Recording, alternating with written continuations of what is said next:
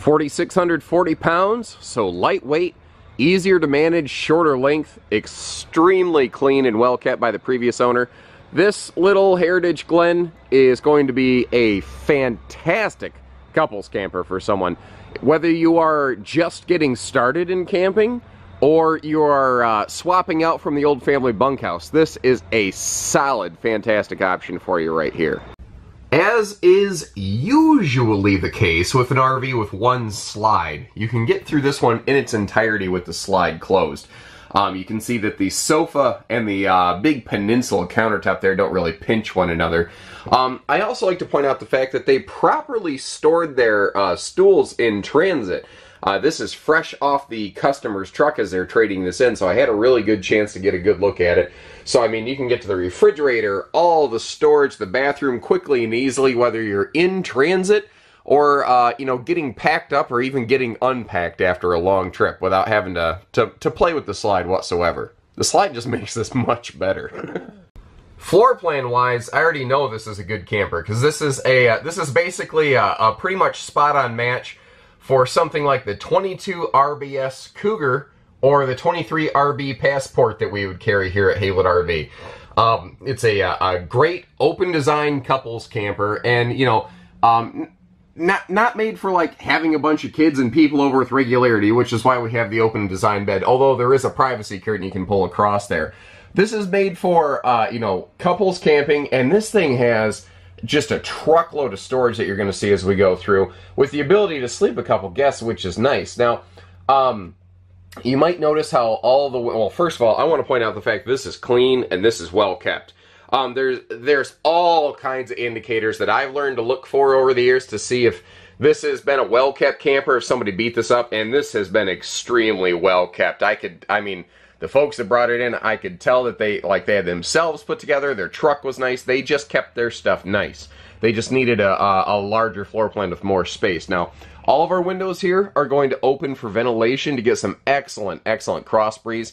The lighting in here is minimal, but enough, effective, and really that's what the entire Salem and Wildwood Hyperlite series is. A little interesting history lesson for you in the RV business. When Coachman was first acquired by Forest River, one of the very first things they did is they went over to, Forest River went over to Coachman's Freedom Express plant, and they just hauled a Freedom Express off the lot, peeled it apart to see how it was built, and they used that information to kind of come up with something like a more budget-friendly option for the Freedom Express, and they branded it under the Salem and Wildwood brands. The Wild or Salem version would be called a Hemisphere, whereas this is called a Heritage Glen. They're the exact same thing.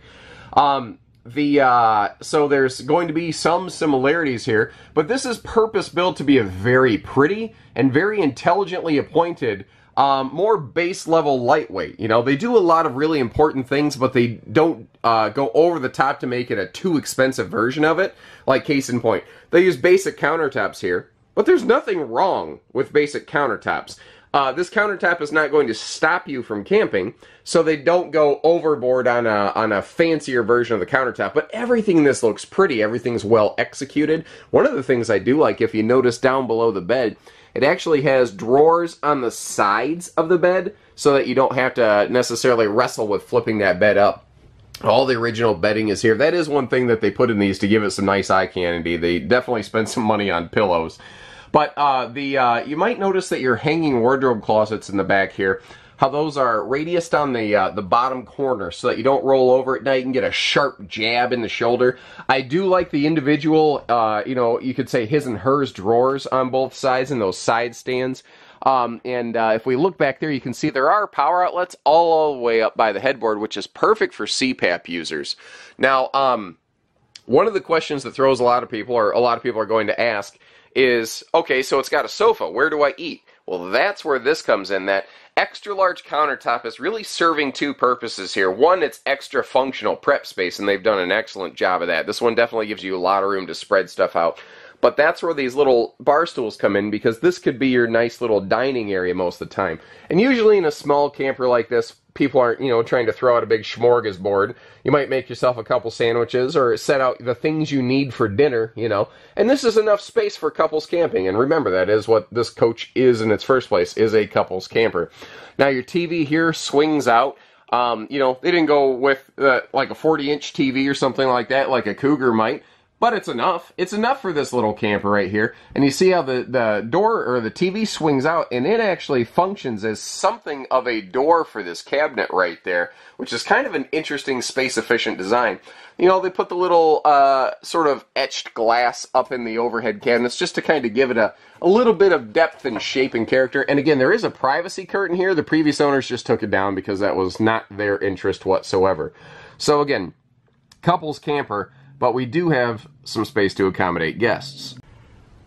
If you've got some guests, whether it's a couple adults or the grandkids, you do have this big trifold sleeper sofa you can open up as well.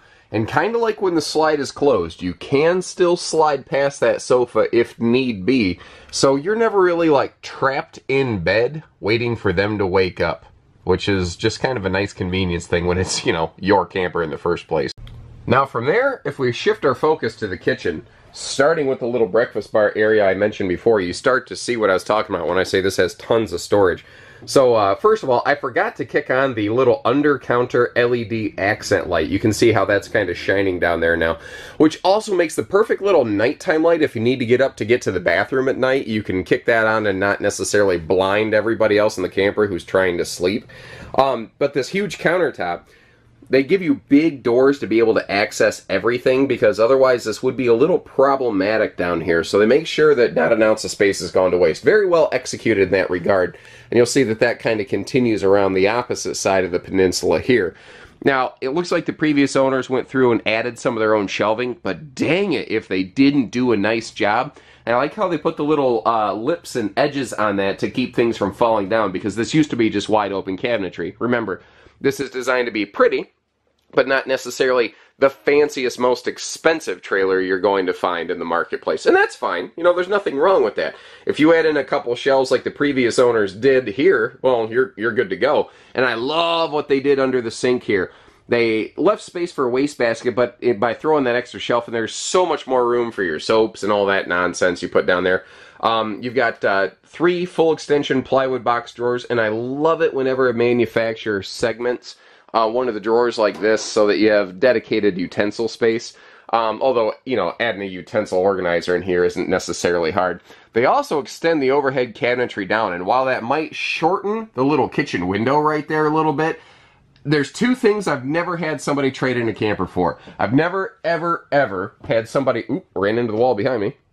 Never had somebody trade in a camper because there was too much countertop space, and dang it, we just can't keep these cabinets full. I've never heard somebody trade in something because of that. And it's nice to not have stuff piled on top of each other. It's nice to have stuff sitting side by side for easy access. And then right back here by the entry door, you see we've also got this very large cabinet. Now, some brands who build a floor plan like this might put the refrigerator there.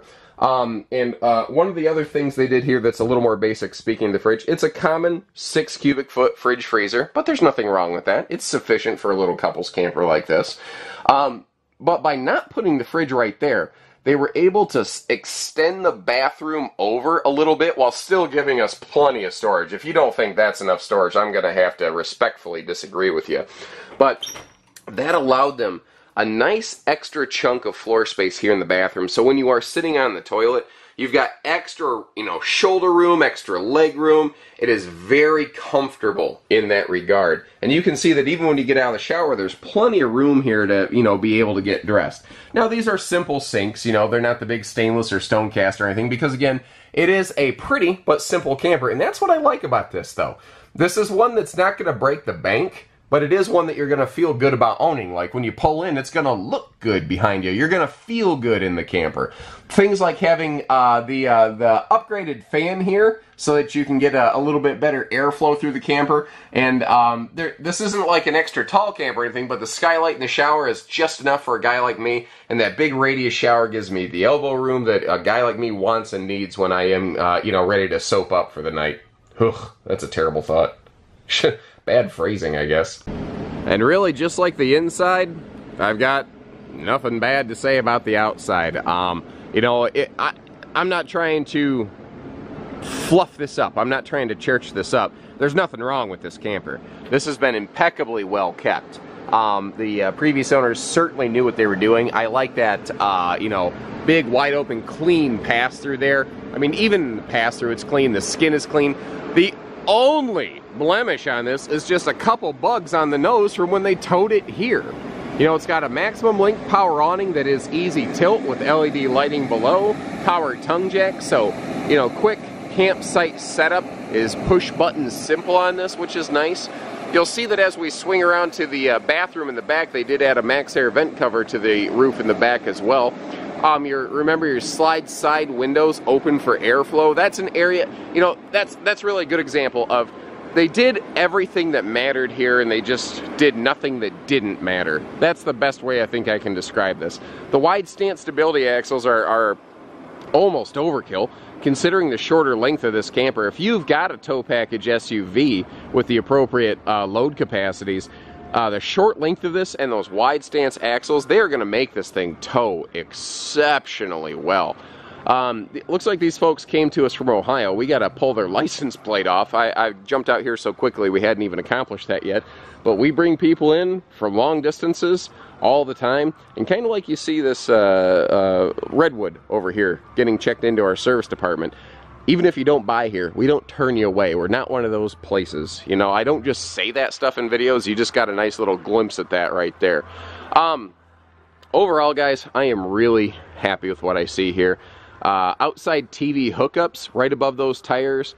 You know, tires are in great shape. Let's take a look at those next on top of these aluminum wheels here. This has just been impeccably well kept. And hopefully they get to enjoy their next RV they're purchasing here at Haylett RV a little bit longer. But whenever they are done with it, I sure hope we are the place they come back to see again, because this is the type of care and maintenance and upkeep you want to find in a used RV. And it's disappointing how easy it is to take care of these and how often people fail to do even the bare minimum to them. These folks did not the bare minimum. I think they did the pure maximum. So, hitching, pieces, parts, trades, financing, truck and trailer package deals, RV delivery, and everything between. We do it all at Haylett RV, so take care, stay safe, have fun, and happy camping, everyone.